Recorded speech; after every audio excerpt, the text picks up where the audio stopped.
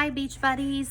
I am in our classroom again. I've been packing up your things for pickup, so finished them up today, and they are in the hall waiting on you guys. So hopefully your parents checked that remind, and they know which day to come get your belongings. So I'm gonna read chapter 14 called Orpheus in our book. Chester didn't have long to wait. In a few minutes, Tucker came bounding into the newsstand and up to the stool and on the shelf. Harry followed him, ambling silently along as always. Tucker Mouse took himself very seriously now that he was manager of a famous concert artist. "Good evening, Chester," he said. "You should excuse the suggestion, please, but I thought your tempo was off tonight in the Stars and Stripes Forever. You can't afford to relax just because you're on top, you know. And now, let us begin the practicing." Remember, when we left off, Chester had made an important decision, so we'll probably find out what that is. Chester crawled out of the matchbox. "Can't I even say hello to Harry?" he asked. "So say hello," said Tucker Mouse. "Hello, Harry." "Hello, Chester." So the greetings being over, let us get on with the practicing. Chester looked at Harry and shook his head. The cat smiled and winked. Tucker twisted the dial. Wearily, Chester crossed his wings into the position for playing. There was an Irish jig on the radio. The cricket prepared to fling himself into the first wild strains of the jig, but suddenly he dropped his wings and said, "I'm just not up to it tonight." "What's the matter?" asked Tucker. "I don't feel like playing," said Chester. "You don't feel like playing?" the mouse exclaimed. "That's like the sun saying, 'I don't feel like shining.'" "Well, sometimes there are cloudy days," said the cricket. "Can't I have a rest too?" Tucker Mouse was very much flustered. "Let him take the day off," said Harry Cat. "What's the matter, Chester? Is fame beginning to get you down?" "I guess I'm just feeling September-ish," sighed Chester. "It's getting toward autumn now. And it's so pretty up in Connecticut. All the trees change colors. The days get very clear with a little smoke on the horizon from burning leaves. Pumpkins begin to come out. We can go up to Central Park, said Tucker. The trees change their color there, too. "It isn't the same," said Chester. "I need to see a shock of corn." He paused and fidgeted nervously. "I didn't mean to tell you yet, but you may as well know. I'm going to retire." "Retire?" shrieked Tucker Mouse. "Yes, retire," said Chester softly. "I love New York, and I love to have all those people listen to me, but I love Connecticut more, and I'm going home." Did you guys think that's what it was? But, Tucker Mouse was sputtering helplessly. "I'm sorry, Tucker, but I've made up my mind," said Chester. "What about Mario?" said the mouse. "He wants me to be happy," Chester answered. "He said he wished I'd never come to New York if I was going to be miserable." "But all the human beings," Tucker waved his front legs, all the suffering thousands you're playing gives pleasure to, what about them?" "My playing gives pleasure to a lot of people in Connecticut, too," said Chester. "Who?" said Tucker Mouse scornfully. "Oh, woodchucks and pheasants and ducks and rabbits and everyone else who lives in the meadow or the brook. I had a bullfrog tell me once that he enjoyed my music more than anything else except the sound of rain on the pond where he lived. And another time, a fox was chasing a rabbit around my stump, and they both stopped to listen while I was playing." "What happened?" said Tucker. "The rabbit made it to his hole," said Chester. "I began the fox's favorite song just as he was about to chase him again, and he stayed to listen. Now I couldn't do that for any human being in the subway station." "I wouldn't be so sure," said Tucker Mouse. He turned to the cat. "Harry, say something. Make him stay." "Yes, Harry," said Chester. "What's your opinion?" Harry Cat sat perfectly still a moment. His whiskers were wiggling, which was a sign that he was thinking very hard. "My opinion," he said finally, "is that it's Chester's life and he should do what he wants. What good is it to be famous if it only brings you unhappiness? Other people have retired at the peak of their careers. In all honesty, however, I must add that I will be dreadfully sorry to see him go." Tucker Mouse scratched his left ear, always a good sign. Something about that phrase, peak of their careers, struck his imagination. There would be a lot of glory, I suppose, he said, giving everything up just when he's on top. What a gesture. The idea took hold of his tiny mouse's mind. I can see it all now. At the summit of his success, that's the same as the peak of his career, isn't it? Just the same, said Harry Cat, grinning at Chester. At the summit of his success, he vanishes. Tucker raced back and forth on the shelf. The papers will go crazy. Where is he? Where did he go? No one knows. He leaves behind only a beautiful memory. How touching, how lovely. His voice cracked. The only thing that worries me, said Chester Cricket, is what will happen to the newsstand if I go. Don't worry about that, said Harry Cat. This newsstand has been touched by the golden finger of fortune. They'll probably make a national park out of it. Do you really think so, said Chester. Well, even if they don't, said Harry Cat, I'm sure the Bellinis will do very well. They're famous now, too. So when do you plan to make it final? Asked Tucker. Chester thought a moment. Today is Thursday, he said. How about tomorrow night? Friday is an excellent day for retiring, said the mouse. If I ever retire from scrounging, it will be on a Friday. Chester Cricket heaved a big sigh. Oh, I feel better, he said. If you want me to learn some new pieces for tomorrow now, I will. Why bother, said Harry Cat. Tonight's your last full night in New York. You may as well enjoy yourself. Come to the drain pipe, said Tucker Mouse. We'll have a party in your honor and in honor of your retirement. I have plenty of food and no matches to burn the place up. So the three friends hopped, scuttled, and padded across to Tucker's home, where a fine farewell feast was held, and it was thoroughly enjoyed by all. The next day, at 6:05, Chester was about to begin the last public piece he would ever play in New York City. It was Friday night, the busiest time of all. Besides the commuters coming home from work, the station was swarming with men and women who were leaving the city for the weekend and on their way to Grand Central Station, but they all stopped to listen to Chester. There were so many people crowded around the newsstand that the police had to keep the aisles to and from the subway trains open with ropes. There's a picture of Chester and Tucker.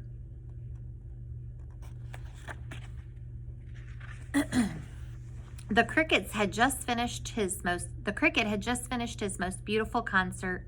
For this final encore, he wanted to play the sextet from an opera called Lucia di Lammermoor. I'm not sure how to say that. Lammermoor. It had been written for 6 people, but even though he was very talented, Chester could only do one part. So he took the tenor's music because it carried the main theme most of the time. They didn't know it, but Chester was playing in honor of the whole Bellini family. It was Papa's favorite of favorites, and Mario and Mama loved it too. Chester wanted them always to remember him playing this piece. As he struck up the first notes, a sigh of pleasure came from Papa Bellini, and he settled back on the stool with his eyes closed. Mama leaned against the side of the newsstand, resting her head on one hand. At the sound of the familiar strains, without her meaning to, a smile spread over her face. Mario was bending over the cricket cage, fascinated by the way Chester moved his wings when he played, and he was awfully proud that it was his pet that everyone was listening to. Over in the drain pipe opening, Tucker and Harry were sitting side by side. The animals were the only ones who knew that it was his farewell performance, and it made them feel solemn and a little sad. But the music was so sweet they couldn't help but be happy too.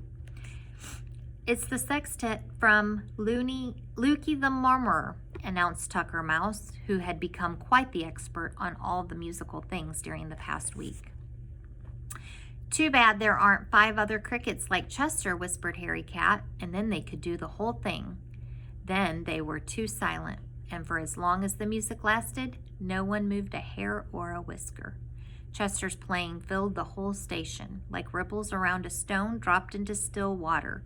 The circles of silence spread out from the newsstand, and as the people listened, a change came over their faces. Eyes that looked worried grew soft and peaceful. Tongues left off chattering, and ears full of the city's rustlings were rested by the cricket's melody. The men at the other newsstand heard Chester and stopped shouting for people to buy their newspapers and magazines. Mickey, the counterman, heard him and left off making the Coca-Cola. 3 girls came to the door of the Lofts candy store. Passengers coming up from the lower level paused before asking the policeman for directions. No one dared break the hush that had taken hold of the station. Above the cricket cage, through a grate in the sidewalk, the chirping rose up to the street. A man who was walking down Broadway stopped and listened. Then someone else did. In a minute, a knot of people were staring at the grate. What is it? An accident? What's happening? Whispers passed back and forth in the crowd, but as soon as there was a moment of silence, everyone could hear the music. People overflowed the sidewalk into the street. A policeman had to stop traffic so nobody would get hurt. And then everyone in the stopped cars heard Chester too. You wouldn't think a cricket's tiny chirp would carry so far, but when all is silence, the piercing notes can be heard for miles. Traffic came to a standstill. The buses, the cars, the men and women walking, everything stopped. And what was the strangest of all? No one minded. Just this once, in the very heart of the busiest of cities, everyone was perfectly content not to move and hardly to breathe. And for those few minutes, while the song lasted, Times Square was as still as a meadow at evening, with the sun screaming in on the people there and the wind moving among them as if they were only tall blades of grass. All right, we're going to go ahead and finish it up. So this is the last chapter, chapter 15.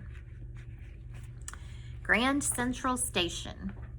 After the concert, Mama and Papa Bellini had to go off for the evening. They left Mario in charge of the newsstand and told him they would be back later to help him close up. The boy took Chester out of the cricket cage, balancing him on one finger. He was glad that they were going to have some time to themselves for a change.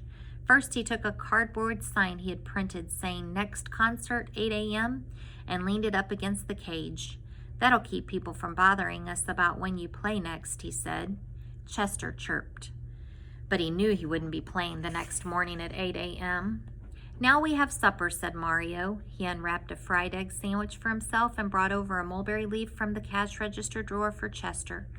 The mulberry leaves were kept in the compartment next to the quarters. For dessert, there was a Hershey bar, a smidgen from one corner for Chester and the rest for Mario. Then after dinner, they began to play games. Leapfrog was the one they enjoyed the most.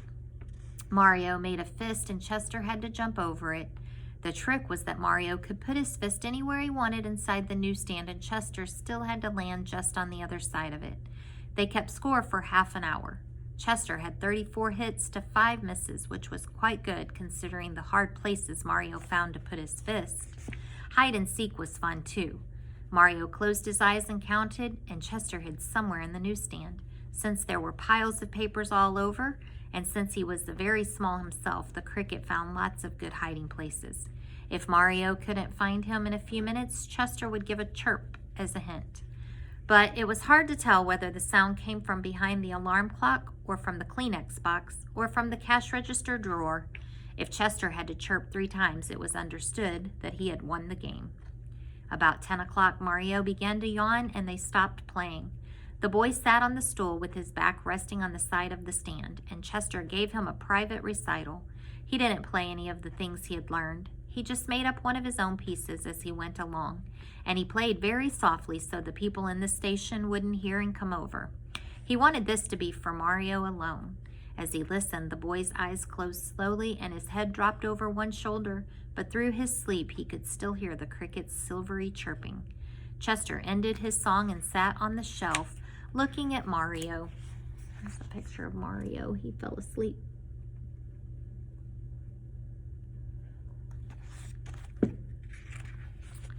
A psst sound came from the floor, just as it had on his first night in the newsstand. The cricket looked over. There was Tucker again, gazing up at him.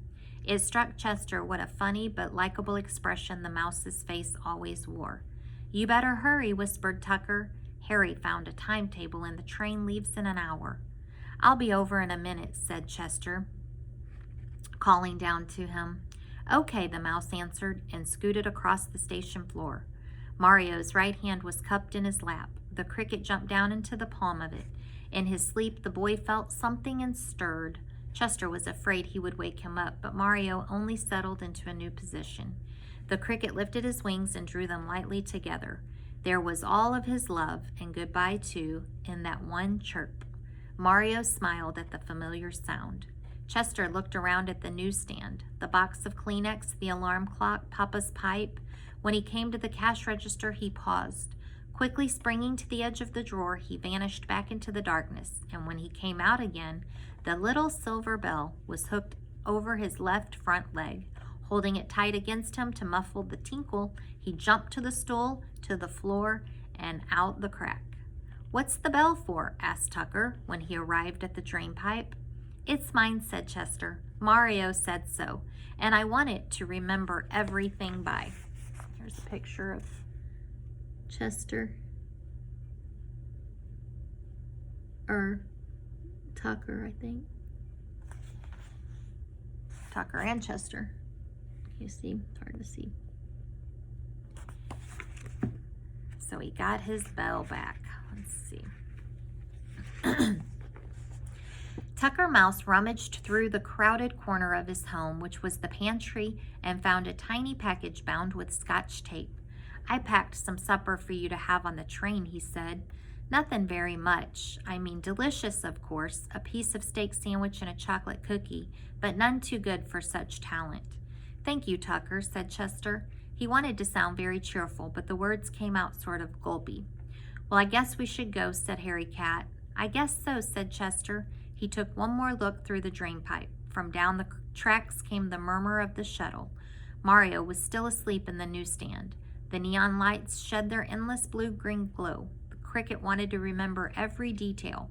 "It's funny," he said at last. "Sometimes the subway station looks almost beautiful." "I've always thought so," said Tucker.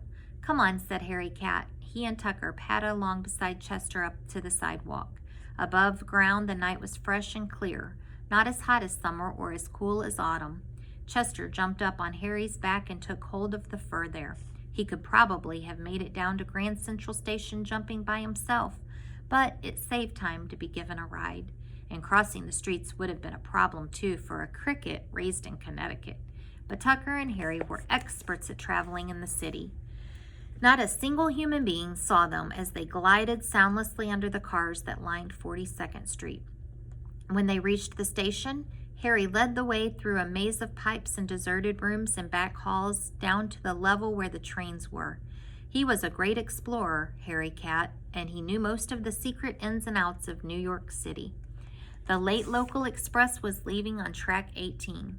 Chester hopped onto the rear platform of the last car and settled himself in a corner that would be out of the wind, and there were only a few minutes left before the train started. "How will you know when you get to Connecticut?" said Tucker.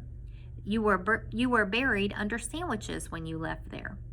"Oh, I'll know," said Chester, "because I'll smell the trees and I'll feel the air, and I'll know." No one said anything. This was the hardest time of all. "Maybe you could come back for a visit next summer," said Harry Cat, "now that you know the way." "A return engagement at the newsstand," said Tucker. "Well, maybe I can," said Chester. There was another pause. Then the train gave a lurch forward, and as soon as it started to move, the friends all found that they still had millions of things to say. Harry shouted that Chester should take care of himself. Tucker told him not to worry about the Bellinis. He would look after them. And Chester just kept chirping goodbye as long as he could. For a while, the two who stayed could see the cricket waving, but then the train rushed away into the darkness of the tunnel and was lost. They strained their eyes through the blackness. "Did you hear another chirp?" said Tucker, after a minute. "Come on, Tucker," said Harry. "Let's go home." Together, they tramped up to the Times Square and down to the drain, and neither one of them said a word. They looked out the hole. Mario hadn't woken up yet. "He's going to be very unhappy," said Tucker. Mama and Papa Bellini came from the stairs from the lower level. Mama was gasping from the climb. Papa gently shook Mario awake. Suddenly, Mama's gasping stopped, and she said, "Where's the cricketer?" They searched the newsstand completely, but couldn't find him. Mama was sure that the man who tried to steal the bell had come back and kidnapped him. She wanted to call the police. Papa thought he might have stepped out for a breath of fresh air. But Mario, oh, there went our lights. Hold on. Let me move. There we go. But Mario was quiet and thinking. He looked through the cash register drawer in every compartment, and then he pulled the drawer completely out. The back space was empty, except for Mama's earring. "He won't be coming back," said Mario. "How do you know?" said Papa. "Because the bell's gone," said Mario. "You and I and the cricket were the only ones who knew where it was. If a thief had taken it, he would have taken the money from the cash register too. My cricket took it and went home." Mario's voice dropped off abruptly, but then it came back firm. "And I'm glad." Mama was about to exclaim that she didn't believe it, but Papa put his hand on her arm. He said he wasn't sure, but it might be. Mario didn't say anything more because he knew. They put on the cover to the newsstand and went down to their subway. Tucker Mouse looked at Harry Cat. "He knows," he said. Harry swished his tail around him and said, "Yes, he knows." They were so relieved that for a moment neither of them moved. It was all right now. Chester was gone, but it was all right for everybody. After a while, they went back and lay down on the shredded newspapers, but neither of them seemed to be able to fall asleep. Tucker Mouse changed his position. "Harry," he said. "Yes," said Harry Cat. "Maybe next summer we could go to the country." "Maybe we can." "I mean the country in Connecticut," said Tucker. "I know what you mean," said Harry Cat. One last picture of them. So there is another book if you guys want to read it this summer. It's called Tucker's Countryside. So it takes place at Tucker's home. There's a picture of it on the back. I have it at school. And it's good, so I think you guys can see that. But anyway, if you guys want to read the sequel to this, it's called Tucker's Countryside, and it's good. Maybe you guys could read that this summer. So I hope you liked the book. It's an interesting way to read it. I've never read it this way to a class before, but we did it. All right. See you guys hopefully at the parade on Wednesday.